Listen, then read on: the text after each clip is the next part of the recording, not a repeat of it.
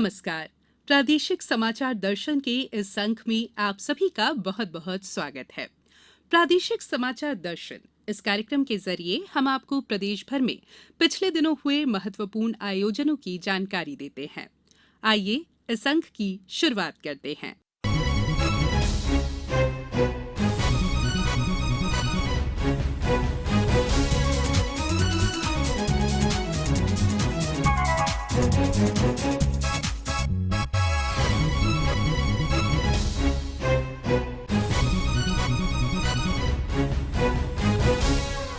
मुख्यमंत्री शिवराज सिंह चौहान ने गैरतगंज के ग्राम कहुला से प्रदेश स्तरीय जल अभिषेक अभियान का शुभारंभ किया।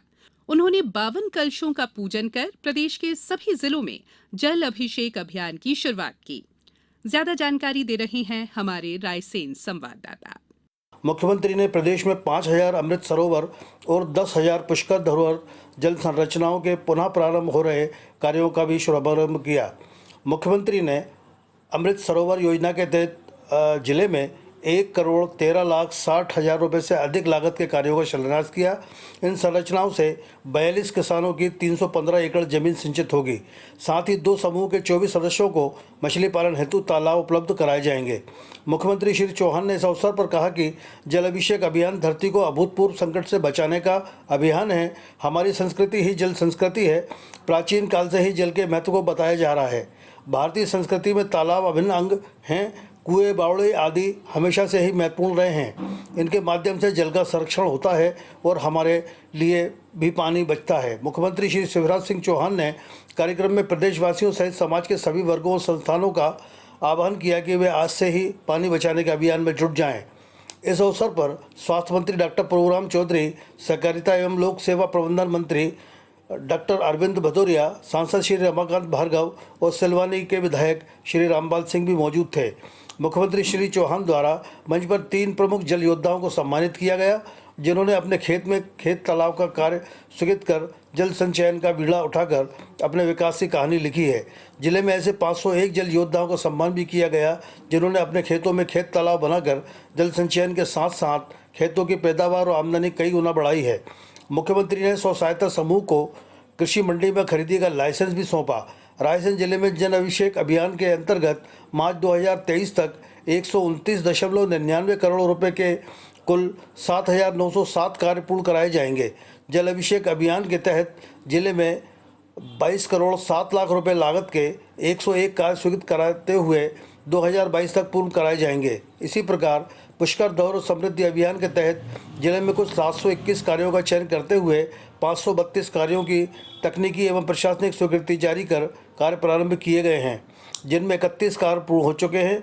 आज 173 कार्य प्रारंभ किए गए हैं। पुष्कर धरोहर समृद्धि अभियान के तहत निर्मित संरचनाओं में से 721 स्व सहायता समूहों को उपयोगकर्ता दल के रूप में आजीविका से जोड़ा गया है। प्रादेशिक समाचार दर्शन के लिए रायसेन से मैं दीपक कांकर। सतना शहर के शासकीय उत्कृष्ट विद्यालय व्यंकट 1 की तकनीकी टीम और कई छात्र छात्राओं ने पेड़ों से जुड़ी जानकारी और पेड़ों के महत्व को बताने के लिए एक नई पहल की है। पहचान से दुर्लभ हो रहे औषधीय पेड़ों की पहचान बढ़ाने और इन्हें बचाने के उद्देश्य से विद्यार्थियों ने QR कोड यानी क्विक रिस्पांस कोड जनरेट किए हैं। इसी पर अधिक जानकारी दे रहे हैं हमारे सतना संवाददाता। छात्राओं ने प्रायोगिक तौर पर स्कूल कैंपस के पेड़ों में लेमिनेटेड QR कोड चस्पा भी कर दिए हैं। इसे वृक्ष बंधन नाम दिया गया है। अब कोई भी मोबाइल से QR कोड स्कैन कर उस वृक्ष की पहचान, उम्र, औषधीय गुण आदि की जानकारी ले सकता है। छात्राओं ने शहर में कई जगह QR कोड लगाए हैं, जिनसे सारी जानकारी हासिल की जा सकती है। QR कोड आजकल इतने प्रचलित हैं कि पेड़ पर उसे लगा देखने से लोग उसे स्कैन करेंगे। इससे पेड़ का नाम, उम्र, लाभ और किस भाग का क्या उपयोग है, कितनी ऑक्सीजन देता है आदि की जानकारी मिल सकेगी। अब तक 4,119 पेड़ों में QR कोड कोडिंग करने वाले छात्राओं की कोर कमेटी का कलेक्टर अनुराग वर्मा और निगमायुक्त तन्वी हुड्डा ने प्रशंसती पत्र देकर उनको सम्मानित किया। इस विद्यालय के बच्चों ने शहर के 71 पार्कों का सर्वे कर पेड़ों को पहचानने के बाद QR कोड लगाने का काम लगातार जारी रखा है। काम की प्रशंसा करते हुए कलेक्टर ने कहा कि पढ़ाई के साथ साथ हमें कुछ और भी कार्य करते रहना चाहिए। इससे हमें हमेशा नए अनुभव मिलते हैं जो भविष्य में काम आते हैं। स्कूली छात्र छात्राओं ने औषधीय पेड़ों के संरक्षण और समझ पैदा करने के उद्देश्य से क्यूआर जनरेट कर डिजिटल तकनीक की बेहतर उपयोग की मिसाल पेश की है। प्रादेशिक समाचार दर्शन के लिए सतना से मैं लाल बहादुर तिवारी। और अब रुक करेंगे हमारे सीहोर संवाददाता का, जो बता रहे हैं प्रदेश में संचालित क्लाइमेट स्मार्ट विलेज योजना में सीहोर की स्थिति के बारे में। प्रदेश के केवल 3 शहरों सतना, राजगढ़ और सीहोर में संचालित क्लाइमेट स्मार्ट विलेज योजना के क्रियान्वयन में सीहोर जिला इस समय शीर्ष पर है। इस योजना के अंतर्गत प्रथम चरण में जिले के 120 ग्रामों को चिन्हित किया गया है। इस योजना में गांवों के छोटे किसानों के द्वारा लैंड फॉर्म पॉन्ड का निर्माण सरकारी अनुदान प्राप्त राशि 1,21,000 से किया जा रहा है। 20 बाई 15 मीटर के आकार के 3 मीटर गहरे तालाब का निर्माण किया जा रहा है, जिसमें 15 क्यूबिक जल का संरक्षण होता है। इससे किसानों को अपनी 3 से 5 एकड़ जमीन में 2 बार सिंचाई का पानी उपलब्ध हो जाता है। इस योजना में जिले को 115 तालाब का लक्ष्य मिला है। फिलहाल 20 तालाब का निर्माण पूर्ण हो गया, जबकि शेष का निर्माण लगातार जारी है। इसी प्रकार जिले में किसान बलराम तालाब योजना का लाभ लेकर अपनी खेती को लाभ का धंधा बना रहे हैं। इस योजना में जिले को 50 बलराम तालाब का लक्ष्य मिला है। इस योजना में विभाग किसान हितग्राही को अनुदान उपलब्ध करवा रहा है। कुल 2 लाख की लागत वाले इस तालाबों के लिए सामान्य और ओबी श्रेणी में 80,000 तथा अनुसूचित जाति जनजाति श्रेणी में 1 लाख का अनुदान प्रदान किया जा रहा है। फिलहाल 4 तालाब पूर्ण हो चुके हैं, जबकि शेष तालाब का निर्माण चल रहा है। जिला किसान कल्याण और विकास विभाग के उप संचालक RS जाट ने ज्यादा जानकारी देते हुए बताया कि इस समय विभाग द्वारा जल संरक्षण को लेके या सिंचाई की व्यवस्थाओं को लेके हमारी 2 महत्वपूर्ण स्कीम है। पहली है हमारी क्लाइमेट स्मार्ट विलेज परियोजना, जो सीहोर जिले के चयनित 120 गांवों में संचालित है। प्रत्येक विकास खंड के 25-25 गांव इसमें चयन किए गए हैं। बुधनी के 20 गांव सम्मिलित हैं। इस परियोजना के अंतर्गत लाइन फार्म पॉन्ड का निर्माण किसानों के द्वारा किया जा रहा है। उसके लिए उसका साइज जो है वो 20 meter by 15 meter by 3 meter गहराई साइज का है। इसके लिए हम किसान भाइयों से आवेदन आमंत्रित। वर्तमान में ये करीबन किसानों के द्वारा जो आवेदन प्रस्तुत किए गए उनमें 2 दर्जन के आसपास तालाब निर्मित हो रहे हैं। इसके अतिरिक्त भी किसान भाई आवेदन निरंतर कर रहे हैं। इस योजना के अंतर्गत हम 1,21,000 रुपए का जो है वो अनुदान किसान के खाते में देते हैं। इस तालाब से लगभग 1500 क्यूबिक मीटर से अधिक पानी उसमें संचित हो सकता है, जो किसान भाई 5 एकड़ में स्प्रिंकलर के माध्यम से 2 सिंचाई कर सकते हैं।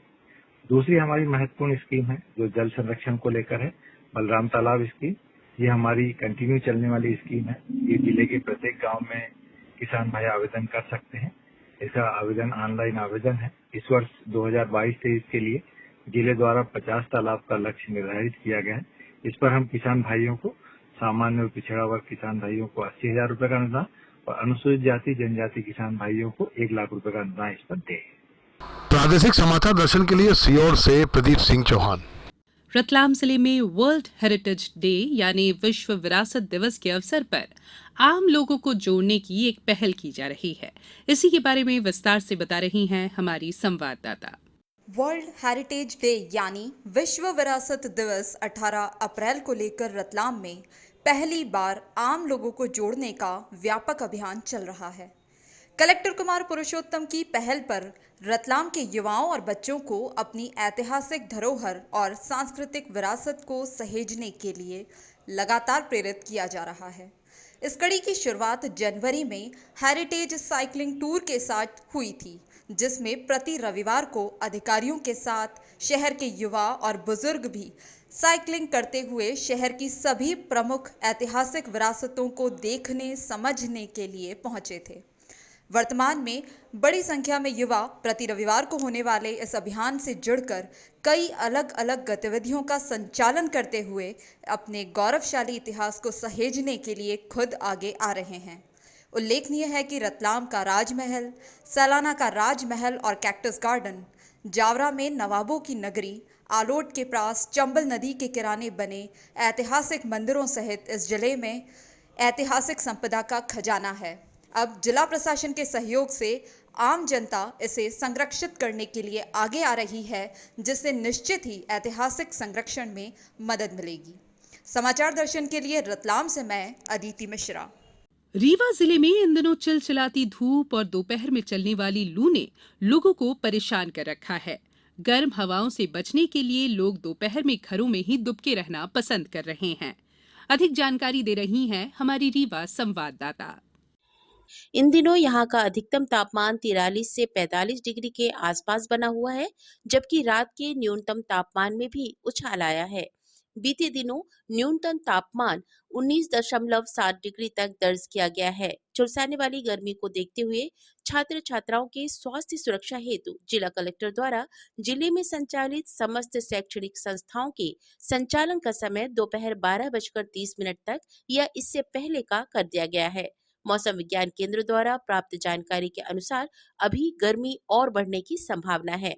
स्वास्थ्य विभाग द्वारा भी लोगों को लू से बचने की सलाह देते हुए दोपहर और तेज धूप में अति आवश्यक कार्य होने पर ही घरों से निकलने को कहा गया है। इन दिनों अधिकांशतः लोग ठंडे शरबतों, शीतल जल और फलों का सेवन कर अपने आप को गर्मी से बचाने का प्रयास कर रहे हैं। प्रादेशिक समाचार दर्शन के लिए रीवा से मैं आरती श्रीवास्तव। प्रादेशिक समाचार दर्शन के आज के अंक में फिलहाल इतना ही। अगले सप्ताह फिर आपसे मुलाकात होगी। तब तक के लिए नमस्कार।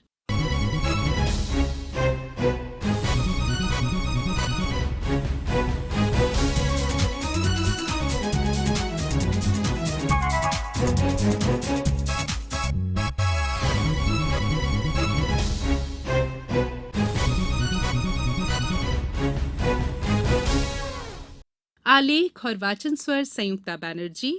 प्रस्तुति प्रादेशिक समाचार एकांश भोपाल।